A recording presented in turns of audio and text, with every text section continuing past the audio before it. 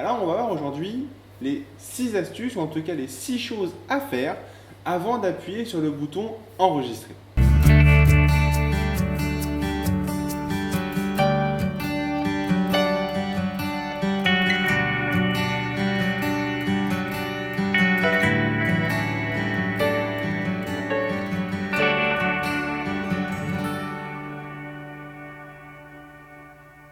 On commence tout de suite par la première astuce. Donc, première chose à faire quand vous allez préparer un enregistrement, c'est de régler votre résolution avec votre nombre d'images par seconde. Cela ne sert à rien d'avoir une très haute résolution si c'est pour aller sur des petits médias. A l'inverse, si vous allez par exemple sur YouTube ou Vimeo, favorisez les grandes résolutions. Donc, on favorisera du 1080p ou du 720p en fonction de ce que vous voulez faire. Deuxième chose hyper importante, c'est aussi le nombre d'images par seconde. On ne va pas mettre du 60 images par seconde quand on va réaliser un paysage. Bien que cela soit confortable plus tard si on a besoin en termes de post-production, pour filmer un paysage, il n'y a vraiment pas besoin de 60 images par seconde. 30 suffisent largement et vous permettent de laisser un peu de place pour le reste. A l'inverse, si vous voulez pouvoir faire des ralentis, vous êtes en train de filmer une séance sportive et vous voulez faire des ralentis, et vous mettez un max d'images par seconde, du 60, du 120, voire du 240. La seule contrainte de ce truc-là, c'est tout simplement que plus vous augmentez le nombre d'images par seconde, plus la résolution va devoir baisser. Malheureusement, ces deux équivalents, ces deux sujets sont très fortement liés. Donc, plus vous augmentez la résolution, plus il va falloir réduire le nombre d'images par seconde. Et plus vous augmentez le nombre d'images par seconde, plus il va falloir réduire la résolution. Deuxième chose, c'est la balance des blancs. C'est quand même vachement dommage de devoir se retaper en post-production l'équilibrage de couleurs. Pour cela, favorisez plutôt une balance des blancs soit automatique si vous ne savez pas comment ça va se passer au tournage. Maintenant, favorisez plutôt une balance des blancs adaptée à votre situation. Pour le coup, je suis en éclairage naturel dans le studio. Je n'ai donc aucun besoin de régler la lumière pour les spots. J'ai donc favorisé une lumière, une balance des blancs de couleur en journée. Troisième paramètre, c'est les ISO. Il va falloir vérifier votre paramètre ISO est déjà adapté en fonction de si vous êtes en intérieur ou en extérieur. Pour ma part, là, je suis en intérieur sans lumière artificielle. Donc, je suis plutôt à 400 ISO, d'accord?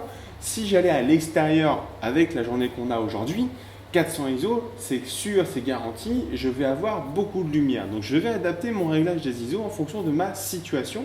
Déjà, à commencer par si je suis en intérieur ou en extérieur. Et après, je vérifie que j'ai correctement de la lumière. Et ça, la sonde que les appareils utilisent aujourd'hui sont tout à fait capables de me le dire. Donc, on va adapter ces ISO en fonction de où est-ce qu'on se trouve, en intérieur ou en extérieur, et avec une faible ou une haute lumière. Quatrième paramètre, c'est le style pictural. C'est ce qu'on va utiliser pour filmer. Moi, je filme toujours avec mon GH4 en Ciné V, d'accord? Donc, on va adapter son réglage en fonction plutôt de ce qu'on veut pour le coup. Et ça, c'est propre à chacun. Mais en tout cas, à chaque fois, on vérifie qu'on est bien dans le mode qu'on utilise soit à l'accoutumée, parce qu'à force de prendre l'habitude de toujours filmer de la même façon, on est habitué au réglage que cela nous impose. Donc, on vérifie à chaque fois le profil utilisé pour réaliser ces séquences. Si vous voulez mes réglages de Ciné V, je me ferai un plaisir de vous les communiquer par email ou peut-être dans la description de la vidéo. Cinquième paramètre, c'est la vitesse. Il va falloir adapter votre vitesse en fonction du nombre d'images par seconde que vous avez choisi. Je prends un exemple. Là, actuellement, je filme de mémoire en 1/50. Pourquoi ? Parce que tout simplement, j'ai demandé à avoir 25 images par seconde. Je ne pense pas que je vais faire de ralenti de moi en train de vous parler, donc ça me suffit largement.